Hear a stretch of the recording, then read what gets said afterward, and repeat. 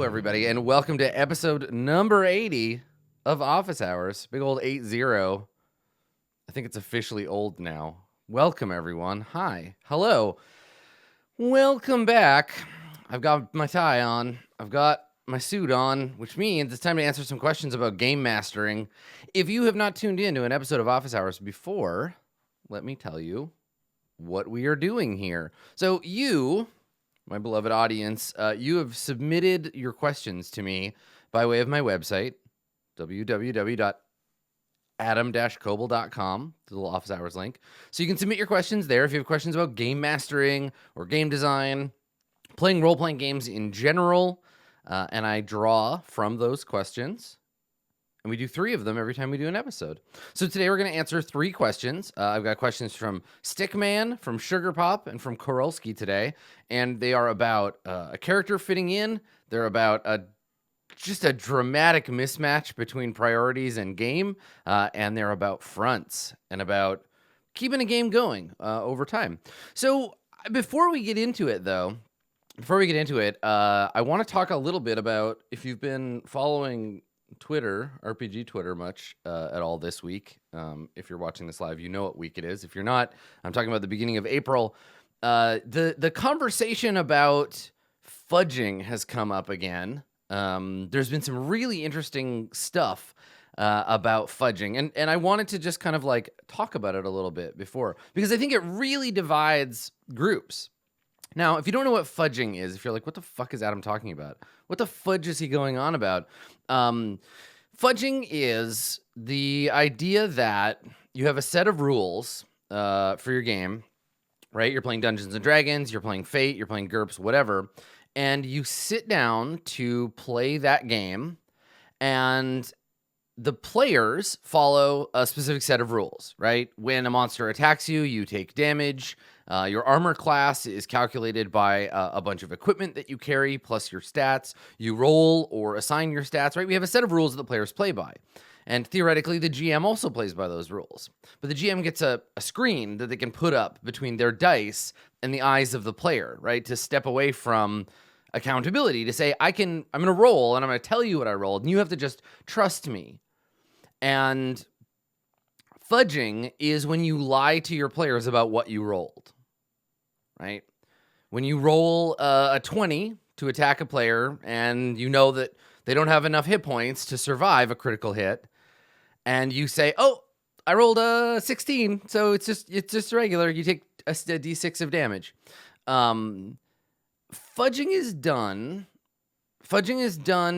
primarily because the GM or the DM has a specific creative agenda they are pushing in the game, right? They have an agenda that they want to see fulfilled. They don't want the players to die unless it is dramatic, maybe. They want to granularly control the challenge of an encounter, and they want the game to flow in a certain way. And so they cheat. They don't play by the rules. And fudging comes up as this thing that happens in games because we put a lot of pressure on game masters to be responsible for everyone's fun. Fun is the other thing that tends to come up in this sort of conversation. But the thing that bothers me, and what kind of got the conversation going for me, was that I said, people always get upset when I say things, make blanket statements like fudging dice is cheating. It's violating the social protocol of a game, which is to say we're sitting down to play a game together, and we're all going to play by the rules, and you cheat, and you violate those rules. And a lot of people think it's the DM's right to do that. They just are allowed to falsify the results of their rolls because they have a creative agenda to pursue. And if the dice say one thing is going to happen that violates their critical agenda here, then they are allowed to simply change it. And for me, I think that's just bananas. I don't sit down at the table and assume that one of the players is going to get to cheat and choose the results while the rest of us have to be bound by the dice. If I sit down at the table to play Dungeons and Dragons, I don't want the GM to cheat either on my behalf or against me, right? If these are the circumstances that we're in, this is the circumstances that we're in. Now, I can see where a GM might want to adjust the difficulty of an encounter. Maybe you put in too many monsters, but there are ways to do that that isn't flat out lying about the dice. I think the thing that upsets me about this whole thing is that we don't acknowledge it as a fix for a problem in a game. Like, if the mechanics of a game are solid and the balance of a game is solid, and balance is something the game cares about, and the game is well designed, you don't have to cheat. You shouldn't have to cheat because the game is designed to. But I think that the reason that a lot of the times that Dungeons and Dragons DMs have to fudge dice, and this is almost universally, the reason why people on Twitter were saying that they do it, is to protect the PCs from their encounters, from bad things happening to them. Now, I'm of the mind that 5th edition Dungeons & Dragons is heavily balanced in favor of the players, that if you use the Dungeon Master's Guide's systems for building encounters fairly, the players will almost always win, and they have to, because that's how a narrative continues. Dungeons & Dragons as a game has to be balanced towards the players, because if it's even, the players will lose half the fights they get into. So 50% of the time, the campaign as it currently stands is over. And so players respond to that strange balance by trying to challenge the PCs. It's very easy to overdo it. And then you have to try to pull back while they're in the middle of an encounter. And it's much easier to say, I rolled a 15, instead of say, 3 of the 5 goblins disappear. Okay, cool. Yeah, you're fighting them. Like, there are much more subtle ways to do it than straight up cheating the dice. But I get why people do it. I personally hate it.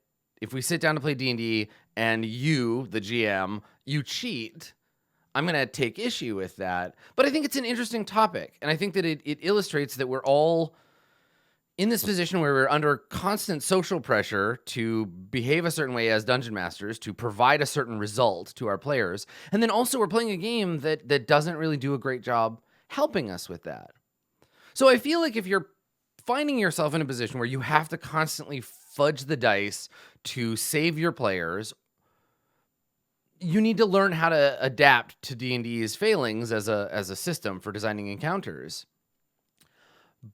But if you find that you're fudging the dice to make the game work the way you want it to, if you're trying to push your players in a particular direction, and if you are adjusting the results of the dice so as to engineer a narrative, stop it. Lose yourself to randomness. Let the dice have their say. And I think that playing a game like Apocalypse World can very, very deeply affect how you see this, right? Because Apocalypse World, the dice have a loud voice. You cannot muffle the dice in Apocalypse World. I have never been in an Apocalypse World game where anyone has said, "Oh, you know what? That 6 that you rolled, let's pretend it's a 7 so that you can get what you want." D&D is failure averse, and I think that we get scared of having our players fail, because in D&D, failure means death, because there are boring results that come from the dice in Dungeons and Dragons. The voice of the design of D&D, sometimes everyone at the table looks at each other like, "Oh, that is... Why? Why would you say that, game? Why would you say that this player dies randomly to a goblin?" And I think that if you're going to play D&D stock standard, if you're going to play it by the rules, you have to accept that sometimes D&D is going to say some stuff that nobody at the table wants to hear. And you just have to dig into that. You know, sometimes D&D will say, "Welcome to the adventure. You fight some bugbears. This kobold kills you in 1 hit." And I think that you can see those moments as being fun and interesting too, right? I think you can see those moments. Like, if you watch Court of Swords, or have watched Court of Swords for a while, maybe you remember Zoaz Wazaz, right? The story of Zoaz Wazaz is funny, but the narrative was frustrating. The narrative was, you're dead in the first encounter you get in. Your character is annihilated by kobold laser beams. But the story we tell about it is a funny one, right? D&D said something frustrating in the moment, but now the story, when we talk about it, we get to have this funny experience. And yeah, it's, you know, Leafington pointed out in chat, save versus death. I love save versus death mechanics, right? Welcome to Dungeons and Dragons. You're in the Palace of the Silver Princess. You get bit by a cobra. You're dead. You pick up a magic gem. It drives you insane. You're dead, right? Like, I think that we have to acknowledge that that is part of what the creative agenda of the game we are playing is. And we have to agree that we are down for that creative agenda. And if we're not down for it, letting the GM cheat is one way to bypass that creative agenda. But you have to buy in. As a dungeon master, you absolutely cannot assume you are allowed to cheat, because that means that your opinion about how the story should end up getting told, your opinion about the narrative, is more important than any other player, including the rules of the game. And if you didn't get permission to exert that authority, you are making a misstep. And that's what I take issue with. It's not the cheating itself, necessarily. I think if we all agree that one player has special rules, including ignoring the dice sometimes, I think if we all buy into that, it's okay. And to make a hot for teacher analogy here, everybody gets off on different stuff. Some people get off on being told what happens to their character. Other people get off on the dice saying what happens. And you got to talk about it first. You got to get permission. So if you want to cheat at Dungeons and Dragons, then cheat. But get permission to cheat. Because if you don't, well, then you're just an asshole. You know who's not an asshole? The people who ask me questions about role-playing games. They're not assholes. Let's answer some for them, shall we? Hi, Adam. Well, I recently have started a campaign for my 3 players in Waterdeep Dragon Heist. They are combat adversive, and I mean that in a sense of players, in that they do not enjoy combat, as currently I am running it. So my question is to you, how would you react to that being asked of you, in the sense of what would you do to make it a more enjoyable experience for them? And I guess in a technical sense, what would you do to make combat more whimsical and fun than a test of strategy? All right, Stickman. This is the part of the episode where if I were making a YouTube video, like a well-edited, non-live YouTube video of this, I would do a funny cut where I'm holding a copy of the player's handbook and I throw it over my shoulder, and then we do several cuts of it, like flying out the window, and then we see it flying across the street, and we see it flying into a river and then lighting on fire. But we're live, so I can't do that. I can't provide that for you. But let's talk about mismatched agendas, right? Let's talk about mismatched understandings. So what your players want is a fantasy adventure set in the city of Waterdeep, where they can play tieflings and warlocks and clerics and what have you, right? They want a heist. Maybe they want to join the Zentarim, right? They want fun, exciting fantasy adventure that Waterdeep Dragon Heist absolutely promises to provide, right? Waterdeep Dragon Heist has within it all kinds of super cool, fun stuff, right? Now, Waterdeep Dragon Heist is a Dungeons and Dragons adventure, and Dungeons and Dragons cares about a lot of things. Dungeons and Dragons cares about survival checks. It cares about equipment. It cares about magic spells. But the thing that Dungeons and Dragons 5th edition cares the most about, the thing D&D loves the best, or at the very least has the most dedicated relationship with, is murder. And not just sneaking up behind someone and stabbing them in the back murder. Hours and hours of swords and spells and maces and armor and battle. Just big ass battle. Fun, engaging, tactical battle. Now, I think you're starting to see kind of where this disconnect comes from, right? I think that this is a fundamental Dungeons and Dragons creative agenda issue, because you can definitely play Dungeons and Dragons and you can do things that are not fighting. That's totally possible, right? You can make persuade checks, you can make investigation checks, you can make survival checks, you can make animal handling checks. But mostly D&D is going to drive you towards fighting. That's where most of its rules hang out. Waterdeep Dragon Heist explicitly, in many, many places, says this is an adventure in which fighting is a suboptimal choice, right? Dungeons & Dragons hands you the gun. Waterdeep Dragon Heist points at the sign that says, "Don't shoot your gun." Which is okay. Tension is good. I think tension between what we can do and what we should do is interesting. And to take a slight digression here, I'm having this kind of issue in Court of Swords right now, where in Court of Swords, my players have all made characters with very low charisma, right?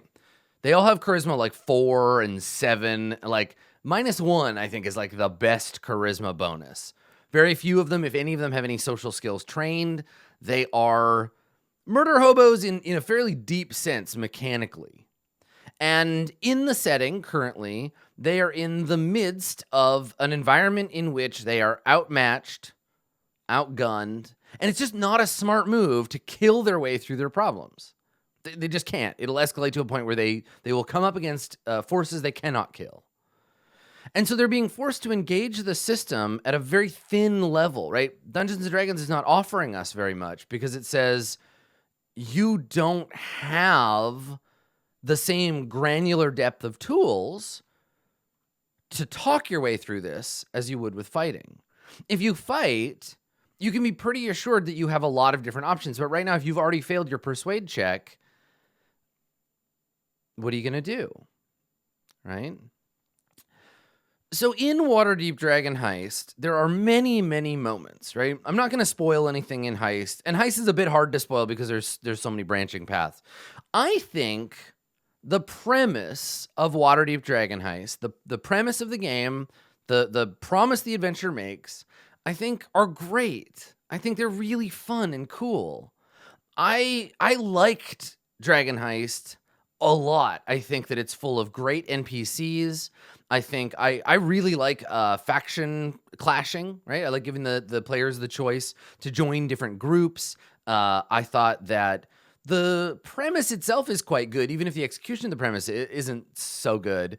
But I think that it's paired with the wrong game. Waterdeep Dragon Heist is a Blades in the Dark scenario.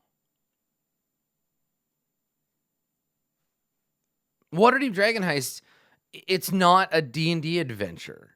I mean, it literally is. Like, saying that it's not, I'm not denying the reality of the fact that it has D&D stats and was published for Dungeons & Dragons. But at its core, Dragon Heist is a strange cousin, right? Dragon Heist cares about things that the core family group doesn't care about.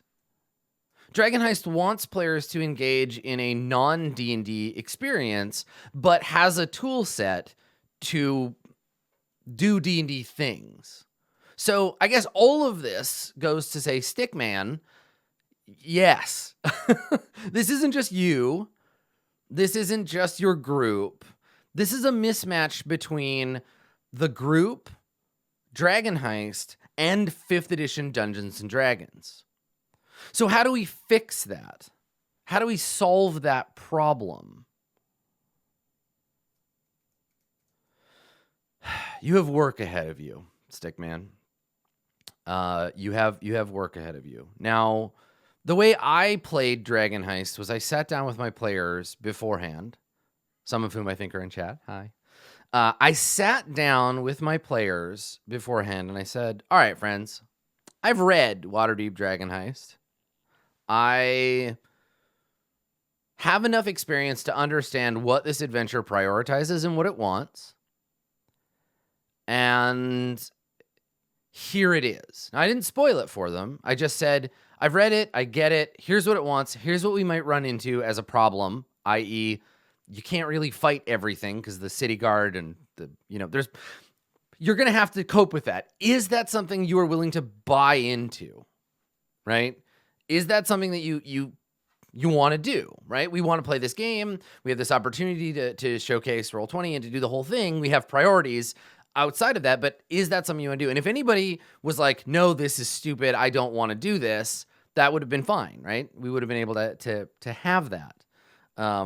Some of my players knew that we were going into a more combat-focused adventure afterwards, and so made Charisma 4 Warforged killing machines. But that tension was part of gameplay, right? That was, I mean, if you watch Dragon Heist, that was part of 8's character arc. So buy-in, as usual, buy-in is super important. But it sounds to me like you're in too far, right? It sounds to me like maybe you all didn't realize, like, my players are adverse to combat.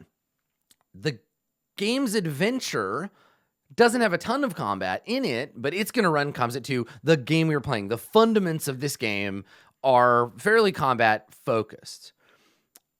So what you have allayed before you, what you're looking at here now, is work. And let's talk about what your options are. So you and your friend, Waterdeep Dragon Heist, are walking a thin line. On one side, you have 5th edition Dungeons and Dragons and all of the work that you would need to do to change combat in D&D to make it more enjoyable and whimsical, right? More fun, more abstracted probably, less tactical, less difficult, whatever, right? So you could pick up Dragon Heist, you could dive into D&D, and you could hack D&D to make it more what you want. Or you could take Dragon Heist and you could go the other direction. You could go down this other road, and you could select a new game and adapt Dragon Heist to it. Now, this might mean playing Dungeon World. It might mean playing Blades. It might mean playing Fate. Whatever you decide to do, whatever direction that you take, in that way, you're going to have to do work. You're going to have to adapt Dragon Heist to fit a different game. Now, I absolutely, without any reservation, I absolutely believe that you could just take Fate Accelerated and you could run Dragon Heist basically as written in Fate Accelerated. Fate Accelerated is I'm going to use big sarcastic quotation marks, generic game. It's not generic. There's nothing generic about it.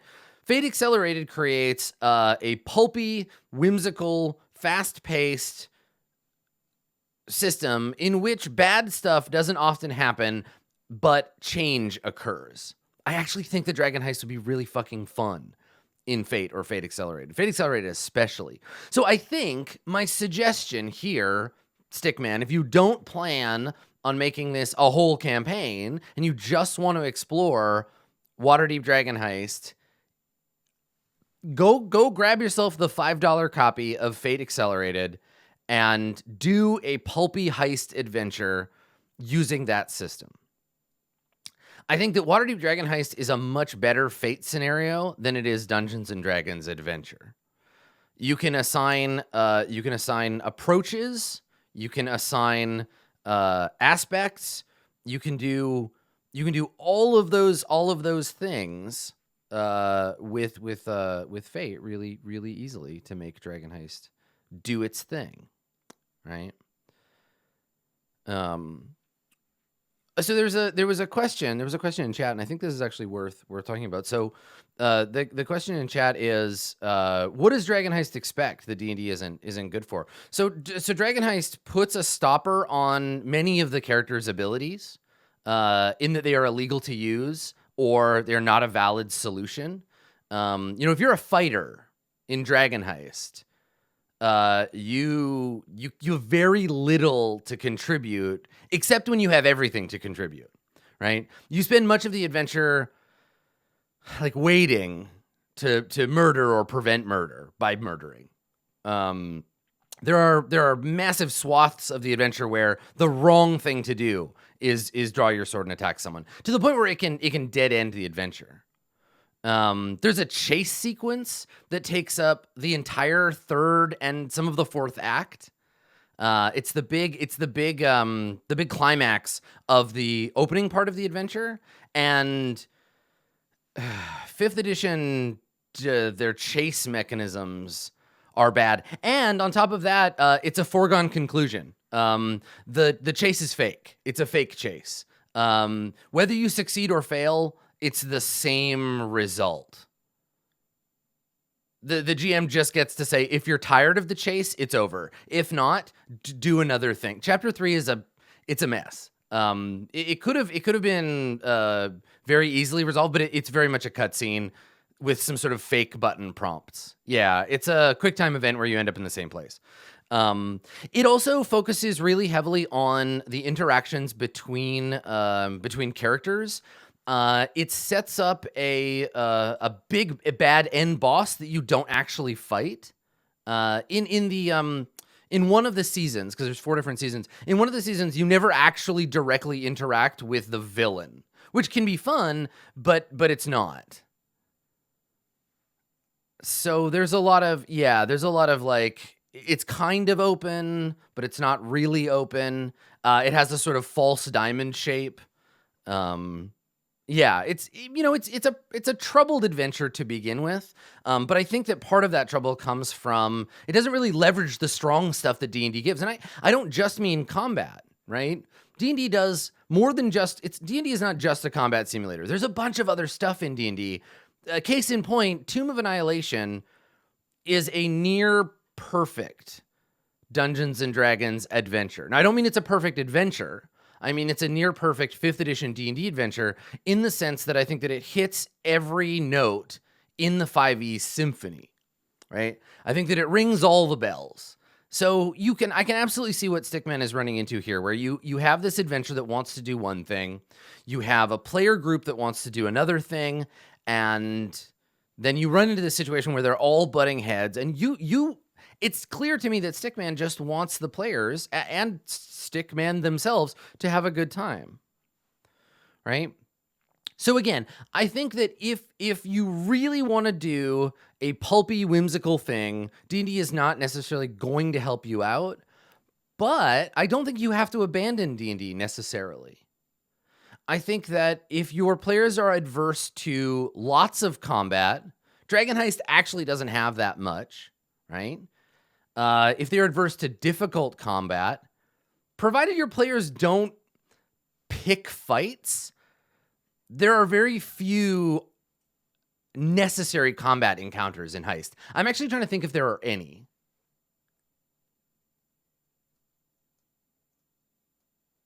I can't think of any situation in Heist where the only solution is violence. There might be one early on. Again, I don't really want to spoil it, but there are some places where you have to defend yourself. But I don't actually think that your players will have a hard time with this. If they are okay doing the non-combat stuff and occasionally getting in fights, then you're good to go.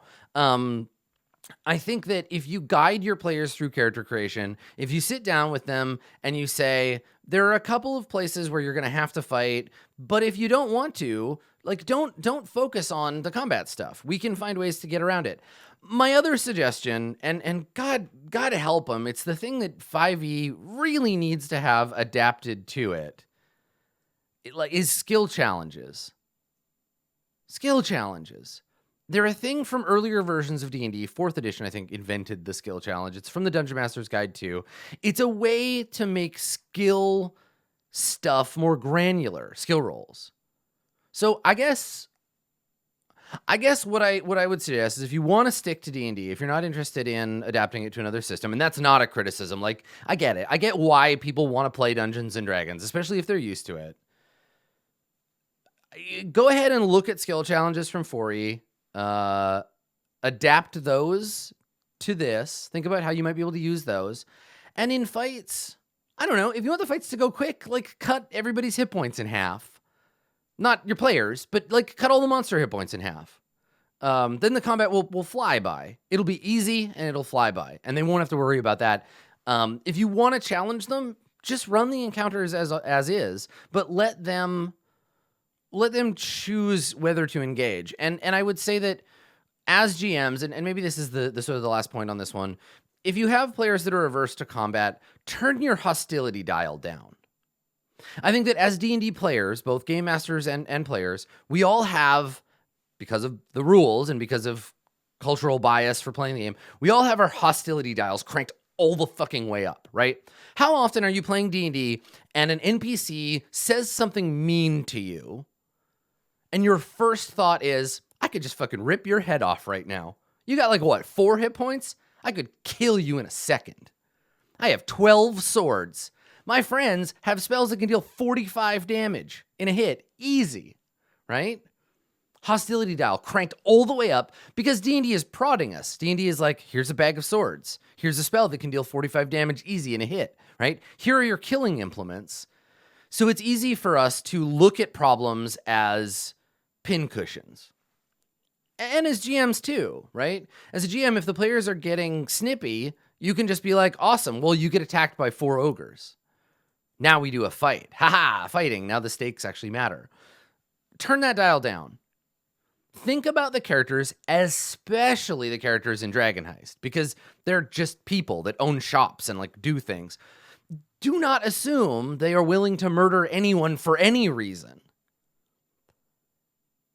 If you gave me, Adam Coble, a +5 longsword, and I could just carry it around, and somebody bumped into me on the street, I still wouldn't just murder them with my +5 longsword. This is the thing that alignment tries to do, but alignment butts up against the game's priorities.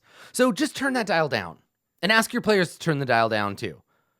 Just turn it all down. Just be like, listen, the characters may have the capacity for violence, but let's all just assume that people don't want to kill each other for no fucking reason. Now, the game will help you, right? Do the gain a level every chapter thing in Dragon Heist, because then fighting or not fighting doesn't matter. There's no reward for fighting.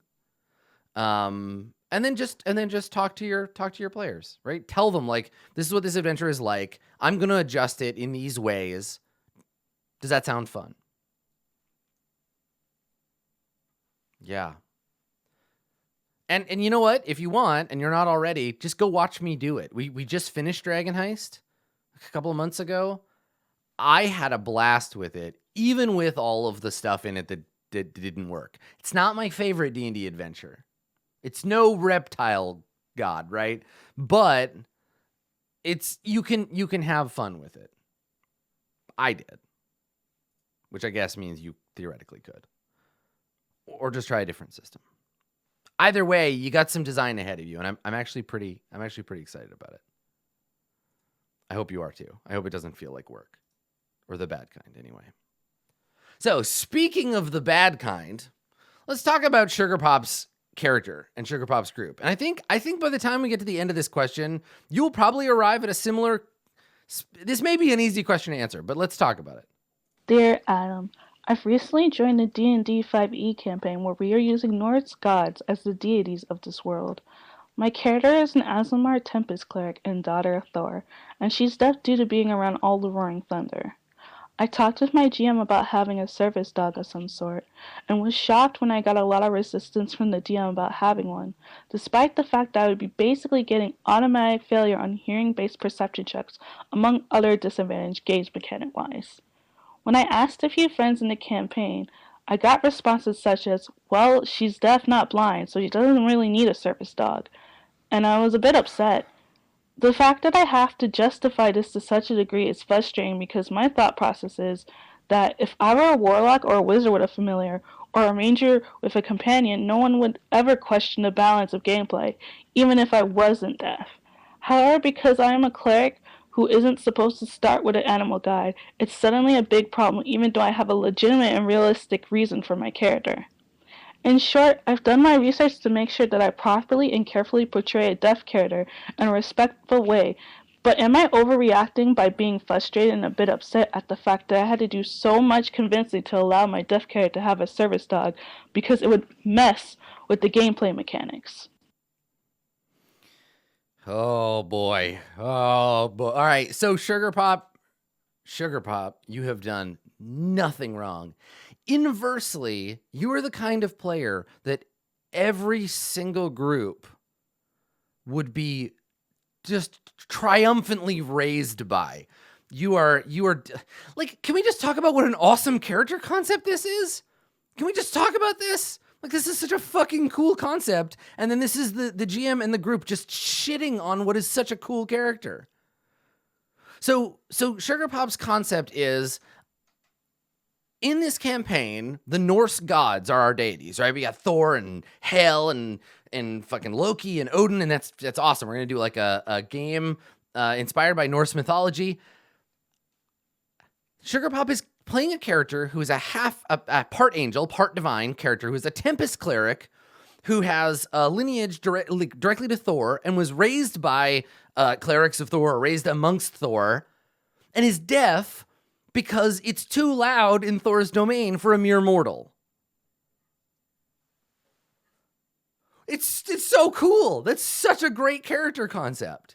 And then on top of that, Sugar Pop has said, I understand that my character will have disadvantages because they are deaf, right? She cannot hear. So there will be mechanical and narrative disadvantages for not being able to hear. That's just a thing, right? So she acknowledges that, and she says, okay, but can I have a dog? Can I have a service dog who can hear things for me and have that relationship with my pet? Can I have a cool sidekick? Thor dog. What GM in the world, Sugar Pop's GM, I'm talking to you now, not Sugar Pop, not the audience, I'm talking to you. What is your problem? Who hurt you, baby? What is wrong with you? It's a dog. So okay. Let's just try to imagine. Let's just try to imagine what the issue is here, right? So technically,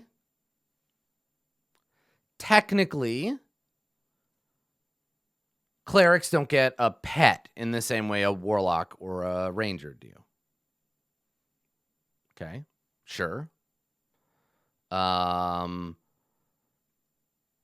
Technically, adding a dog, a mastiff, right? Like a 50 gold or a 25 gold, like dog. Adding a dog could theoretically change the balance of the encounter. It could make fights easier, I guess.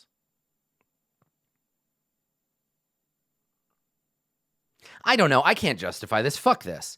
It's asinine. Sugar Pop, you're not wrong. Your players and your GM are focusing on the wrong thing, and I hate it. And I hate the way they're being, and that's stupid. Your character is awesome. If somebody came to me and was like, I want a dog. But you know what? A big problem here is that you are looking at, how do I make an interesting, cool character?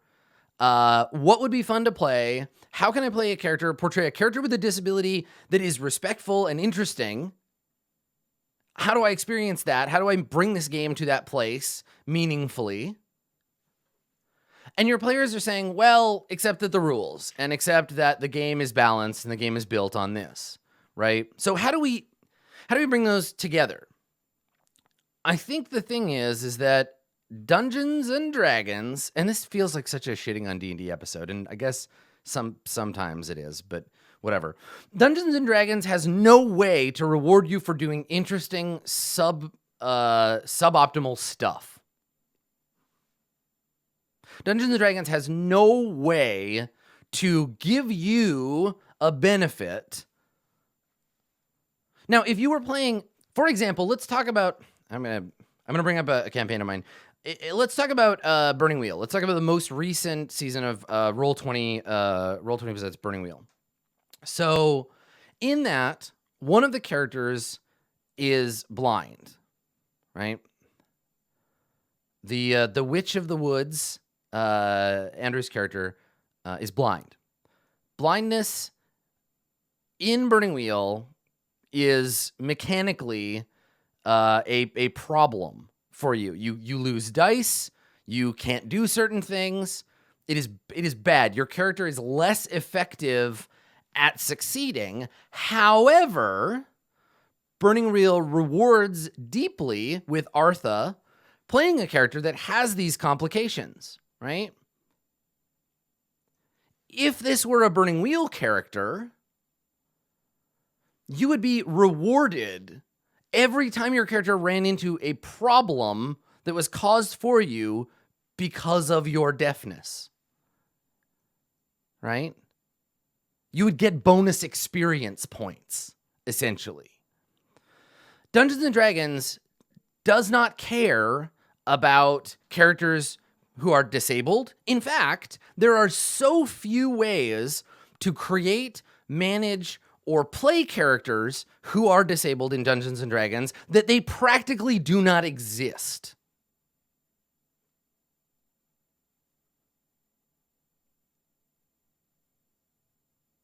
Just think on that a bit.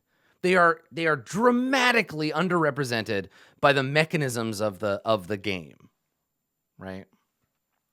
Now, some games try to fix this by saying you get bonus character points. They do the Daredevil approach, right? So some games say if you make a character and your character is deaf, you get some penalties for being deaf, right? You can't hear, so narrative penalties. Maybe it affects your initiative or something, right? Depends on the game. But, hey, guess what? You get 10 more character points to spend on other stuff. In some games, characters are a zero-sum game, right? In some games, being disadvantaged in one way gives you extra points to compensate in another way, which is not at all how the universe works. It's not like if you are born, like, okay, I'll use myself as an example. I was born with defective eyes. I cannot see properly without my glasses. I have no depth perception, and everything is blurry past, like, a foot, right? I didn't get extra points to spend on my, like, baseball skills, right? I didn't get any extra points to spend on being smart. It's not like I zero-summed out. It's not like I would be stupider if I could see properly. Like, it's not how that works. And yeah, in a game, we get to step back and we get to create characters and there's balance, and I know that's a thing. But the point is, Dungeons & Dragons doesn't care about that. D&D assumes that everyone is baseline and then goes up from there with adding stuff on. You cannot begin deaf or blind or any kind of disadvantage. It doesn't even begin considering the disadvantages of being of a particular culture or whatever. And so there's this whole idea that D&D's baseline is an able-bodied person who fits into the culture they belong to, and their stats all kind of like are a wash. They all kind of even out using point buy, right? And then you grow up from there. Yeah, it assumes you're a hero, exactly. And I guess that means heroes can't be disadvantaged in any way, which is like a whole ableist horseshit pile that you, Sugar Pop, are trying to combat. You see this in D&D as being an absent thing, and you thought to yourself, it would be cool to properly and carefully portray a deaf character in a respectful way, and then the game is like, fuck, I don't fucking care. D&D doesn't care, which is fine, but then your players said, we're going to make this more difficult for you. Well, she's deaf, not blind. She doesn't really need a service dog. Well, she can kind of walk. She doesn't really need a wheelchair. Fuck that. I think the thing is here, like, and chat, obviously there was a bunch of shouting, appropriately upset shouting, about leaving the group. I think that's certainly something that we can feel viscerally as a response to this. Get the fuck out of there. Find a group that appreciates you. And do that. That's certainly an option. But that's like telling someone who can't afford necessarily to live in a different neighborhood, or someone who doesn't like their job, will just move or just quit. It's not always that easy. Sometimes you get stuck in a place where you want things to be better. You don't want to have to just leave and run off. So how do you get to a place where you can play your totally awesome character concept, which is fully within the bounds of Dungeons and Dragons? How do you get to play that character in a way that feels adequate and fine for you, and that your fellow players don't act like dicks about, right? And you try to do this by saying, I want to have like a service dog. There's two responses here, right?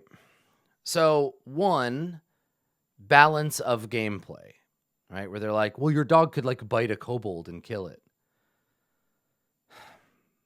The addition of like a mundane dog in the game is so minimal that I cannot do anything but sigh and roll my eyes. And listen, if you, Sugar Pop, if you don't feel comfortable going back to them and being like, you guys are being assholes and you're wrong, let me do it for you. All right?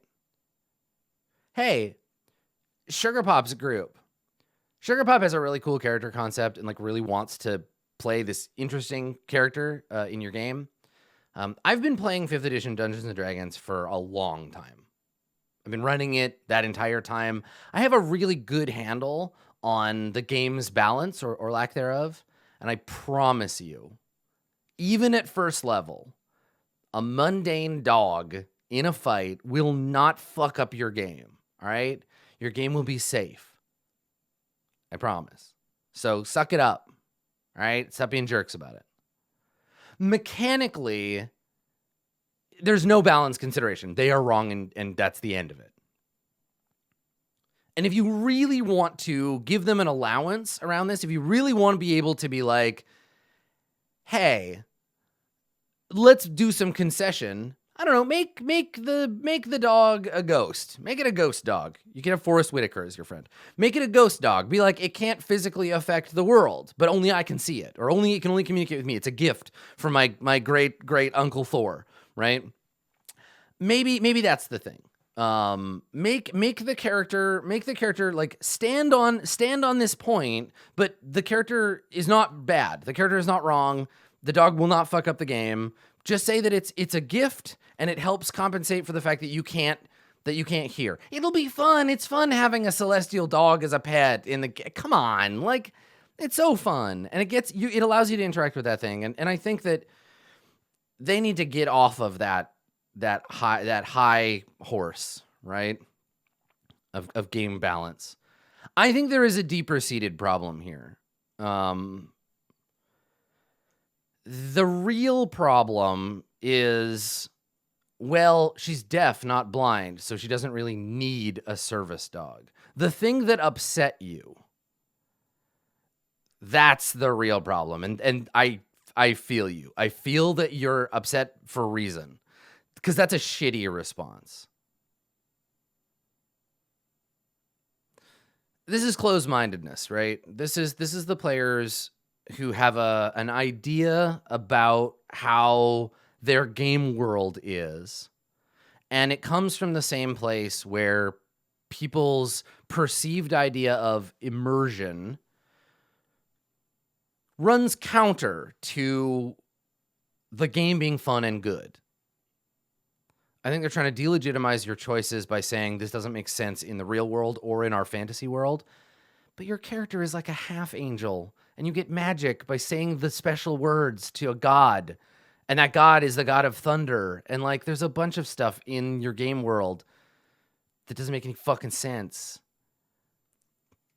A deaf character with a service dog is the least unreasonable thing in your entire question. It's the least. There's so many more ridiculous things in this core premise that has nothing to do with your character. So your friends need to get over it. They're being weird. They're being weird and they're being awkward and they're being ableist, whether they realize it or not, and it sucks. And I really want you to be able to play this character. And so if nothing else, the question that Sugar Pop really asked, let's answer Sugar Pop's actual question.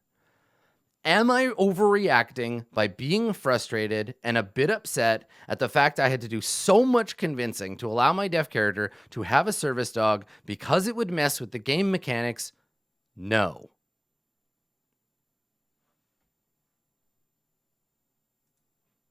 The end. You're not. Hello, Adam. I'm currently running a mechanics-focused, fronts-based D&D 5e campaign to let my IRL hardworking players have a bit of a respite. One of the players who plays Astro Gnome Andromeda is an amazing esport photographer, and she travels around the world for work, which means we just experienced our first month-plus hiatus. I ended last session with a cliffhanger, checked players' memories before next session, but I'm afraid of losing continuity? Do you have any tips on that? I feel that I should adjust my principles' priorities for the comeback session, but not sure how. You saved this campaign once already, thank you for that. Sincerely, Korolski. I love the way Korolski says their own voice. Korolski. All right, Korolski. So Korolski is running a 5e game that uses fronts to manage the ongoing stuff. One of their players, an astronomer, an astronomer, get out of here, travels for work, and so they've just had this month-long hiatus after a cliffhanger. So they did a cliffhanger. Korolski has checked in, but is still having that anxiety about the comeback. So how do we change our gameplay when we return to a campaign? How do we rebuild that momentum? Now, I think, as with a lot of things, what we want to do is acknowledge the challenge, acknowledge the change, right? So, Korolski, do not imagine that session 5 is going to feel or be the same as session 4 when there's been a month between the two, right? Momentum is real. Playing a game every week definitely creates a certain tone. And in a lot of ways, you're going to need to draw on your skills at starting a campaign. Because what you're really doing, I think a month is about when this starts to happen. After about a month, you basically are starting a new thing, right? Now, you're starting a new thing based on the old thing. You are going to have a lot of like missing stuff, so you're going to need to like kind of fill in. But it's like, I mean, TV does this, right? So like Game of Thrones is starting up again. And the last season ended, it takes like a year and a bit usually, maybe more sometimes, for them to film a season of Game of Thrones, right? So we're coming back in, 8 seasons in, there's hundreds of hours now, maybe dozens of hours at least, 20s of hours. There's time, there's a lot of content to catch up on. And the first episode of Game of Thrones is almost certainly going to play on some tricks that help us as an audience get up and rolling again.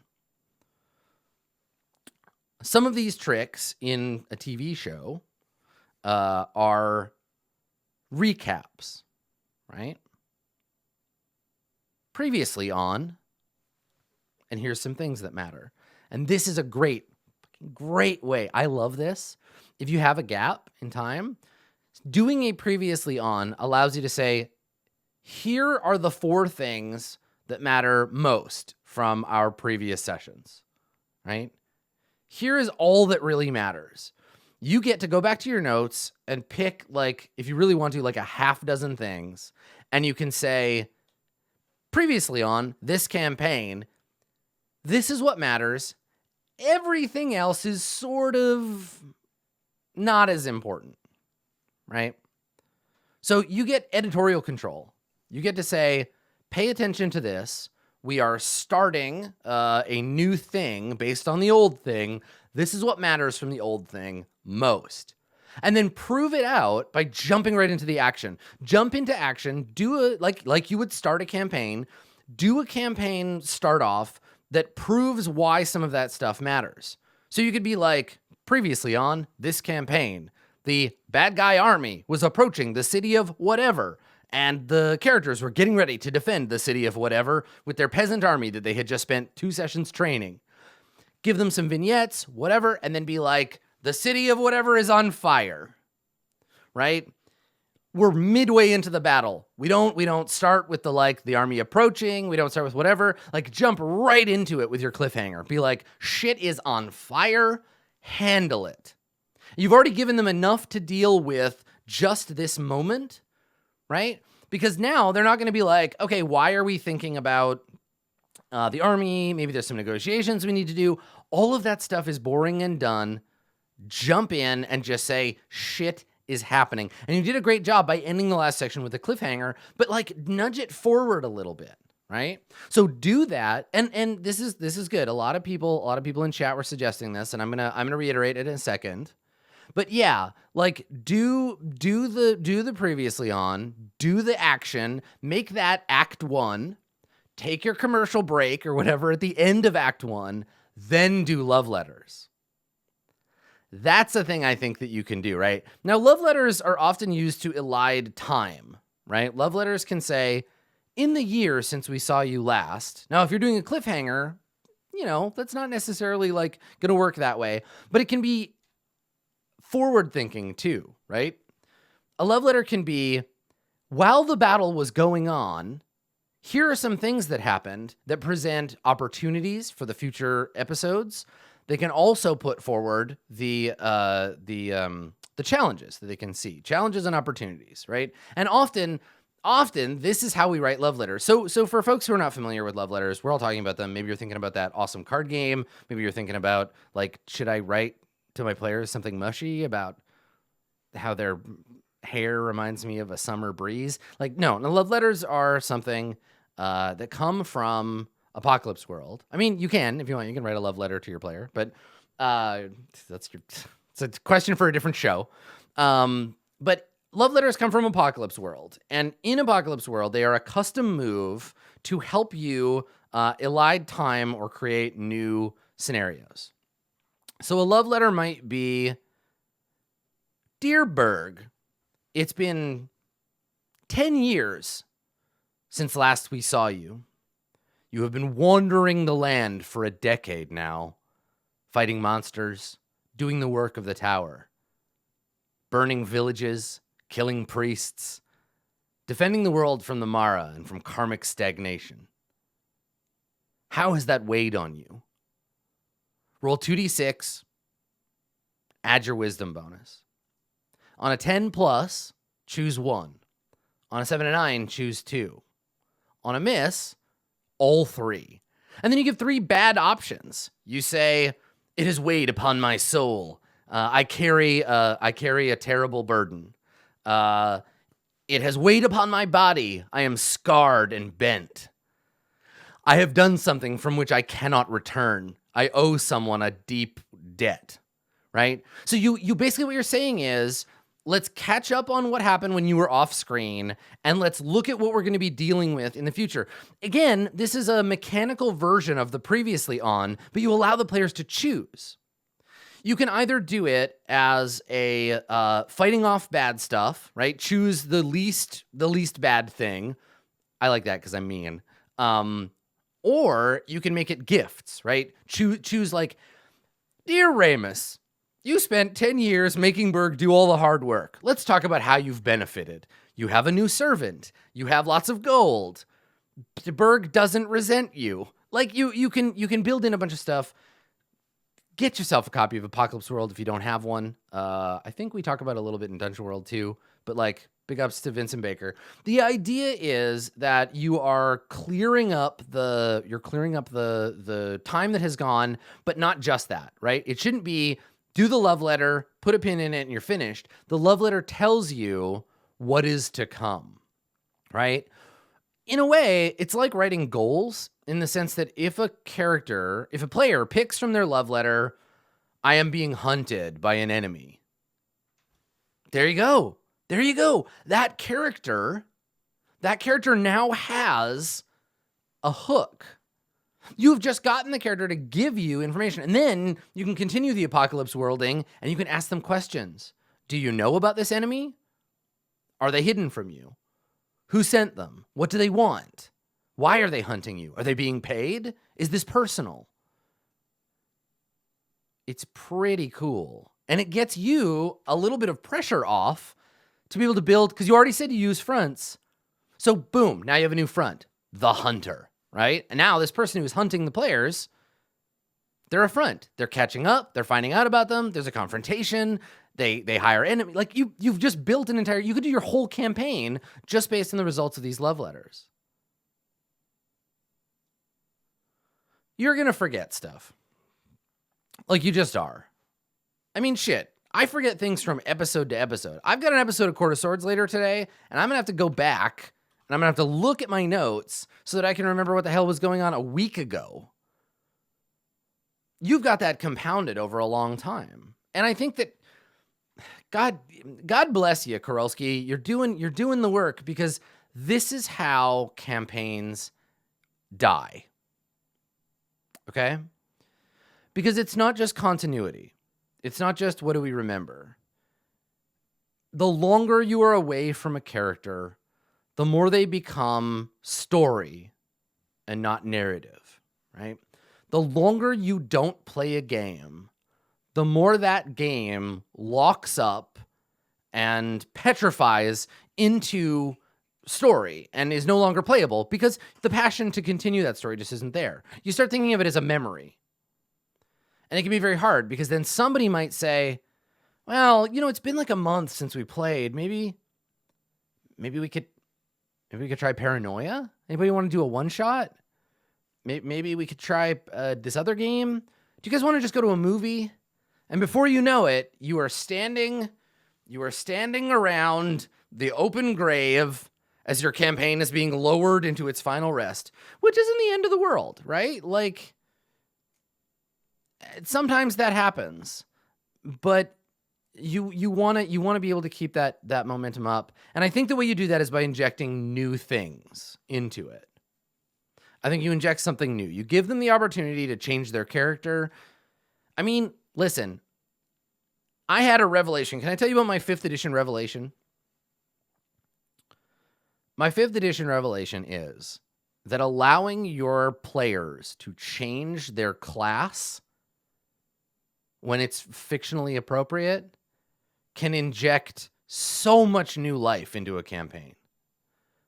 D&D characters are probably the most stolid, frozen, static characters of any role-playing game I can think of.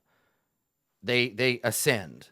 They don't change, right? They just become more what they already are. But saying to your players, hey, does anybody not want to be their class anymore? Do you want to change your subclass? How did that happen? Tell me about it, right? So I learned this from Adventurers League, where in Adventurers League, you make a character, and until you're level 5, you can just change your race and your class anytime you want, because you're trying out characters, but then you solidify at 5. There's no retraining otherwise. But I allow it.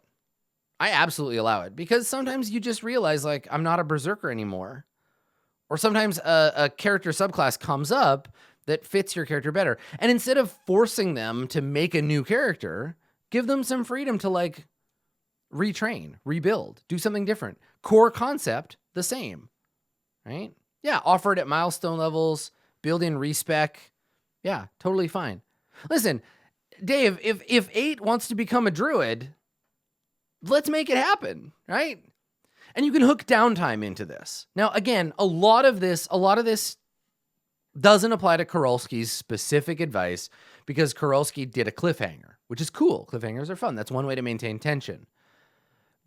But you can do some really fun stuff with downtime. I'm in love with downtime right now. Can I just say this? I really want things to cool down in the Necropolis and Court of Swords so that the characters can do some downtime, because I've been using it in Roll20 Presents and Jay Speller and Must Die all the time, where I'm like, yeah, you don't have any money. The characters in Jay Speller and Must Die ran into a problem where they didn't have any money.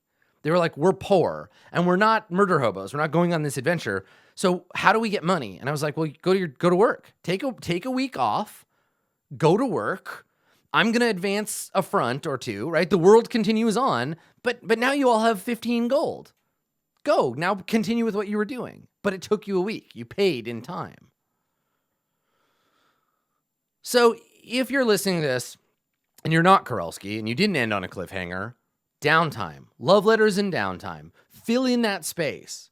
It's really fun, and it allows you to, because the purpose of all of this is to reinvest the players in their character and to reinvest all of you in the ongoing storyline of your game. So do that. If you're interested in downtime, if you're interested in the downtime stuff, it's fine in the player's handbook and the Dungeon Master's Guide, but Xanathar's is where it really kicks off. Xanathar's fills in a lot of gaps that D&D is missing with downtime, like gather information. I loved gather information. It's been re-rolled in to downtime as like carousing and stuff, right? So yeah, worth checking out. I really like Xanathar. I think it's useful if you're playing 5e. So hopefully, Kurelski, hopefully this helped. I would say write some love letters, but don't start with them, right? Write some love letters, but start with the action. So go previously on, big action set piece to get everybody hype and back in the game. Love letters, moving forward, right? And that'll easily fill your first session and get everybody hyped for the reboot of your game in session 2. Good questions this episode. Really, really good questions. So thank you, Stickman. Thank you, Sugar Pop. Thank you, Kurelski. You're all great. Thank you for watching today's episode. And I gotta say, I know it's been a little while since we did an episode, but I need some questions, fans. We don't have an infinite supply. So if you've been holding off on asking a question for office hours, this shit runs on you being curious. So now's the time. Go to www.adam-koble.com, click the office hours link, fill out the form, give me your questions. Cause you should do it. And don't worry if you don't want to submit an audio of your voice, or don't worry if your mic is bad or whatever. I will make you sound better than your mic does. I have the technology. And if you don't want to record your voice, it's okay. You don't have to. Just give me your question. I'll read it. I will do that for you. So yeah, go ahead and submit your questions on the website. I will answer them in future episodes. We try to do one of these every other week. I will tell you this. In the future, in the very near future, in a couple of weeks, there is going to be a live episode of Office Hours from PureCon in Poland. So I'm going to be in Poland for PureCon at the end of the month, and we're going to do a live episode. So keep an eye out for that. I know it might not be in your time zone, but the VODs will be up. It'll come up on my channel, and it'll be available on YouTube after the fact. So you'll get to see me up on stage answering some questions from some Polish and European game masters. That's it. That's it for me. That's the episode. That's Office Hours. Thank you so much for coming, everybody. I hope that you learned something. I hope that you had a good time. I hope that Stickman finds a way to make Dragon Heist work. I hope that Sugar Pop gets to play this character with a group that aren't jerks.